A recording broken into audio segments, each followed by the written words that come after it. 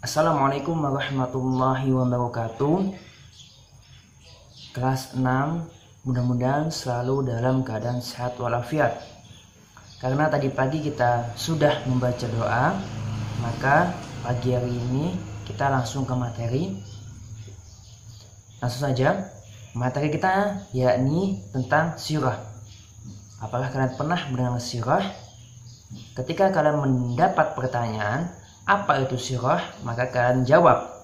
Sirah menurut bahasa adalah kebiasaan, jalan, cara, dan tingkah laku. Menurut istilah umum, artinya adalah perincian hidup seseorang atau sejarah hidup seseorang.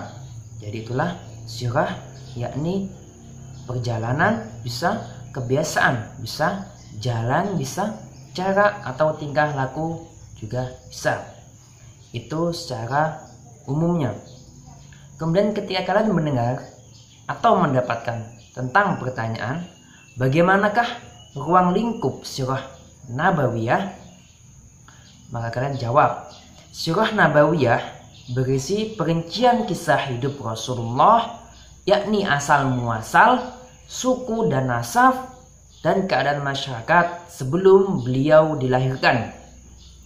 Kemudian berlanjut kepada kelahiran beliau, masa kecil beliau, remaja, dewasa, pernikahan, menjadi nabi, serta perjuangan-perjuangan beliau dalam menegakkan Islam hingga akhir hayat beliau. Ya. Apa yang membedakan sirah nabawiyah dengan sejarah? Nah, otomatis banyak sekali perbedaannya.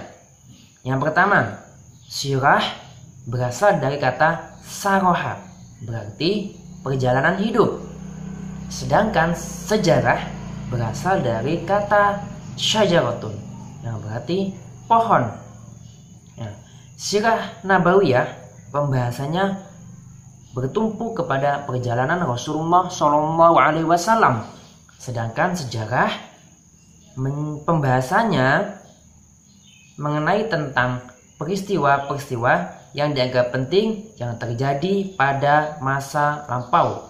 Lebih difokuskan pada perkembangan peradaban ataupun perkembangan suatu zaman. Itulah yang membedakan antara sirah dengan sejarah.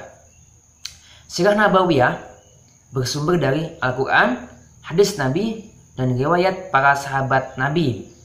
Sedangkan sejarah bersumber dari sumber primer atau buku-buku, bukti-bukti, sekunder, penyelidikan, dan lisan atau saksi. Itulah yang membedakan antara sirah dan sejarah. Kemudian sirah mengkhususkan kepada seseorang individu, yakni Rasulullah SAW. Sedangkan sejarah kepada peristiwa dan pelakunya. Kedudukan fakta sirah nabawiyah tidak bisa berubah karena kejadiannya telah tercatat di dalam Al-Quran, hadis, dan riwayat sahabat. Sedangkan sejarah bisa berubah sesuai dengan perkembangan zaman dan ditemukannya sumber atau bukti yang lebih akurat. Sirah nabawiyah bertujuan sebagai sumber teladan, contoh, dan pendukung sejarah Islam. Nah, itulah betapa pentingnya mempelajari sirah nabawiyah untuk kita semua. Apa kepentingan atau manfaat mempelajari sirah nabawiyah? Yang pertama, setidaknya mempelajari sirah nabawiyah membuat kita paham kejadian Rasulullah SAW. Yang kedua, mendapatkan suri tauladan dari Rasulullah SAW.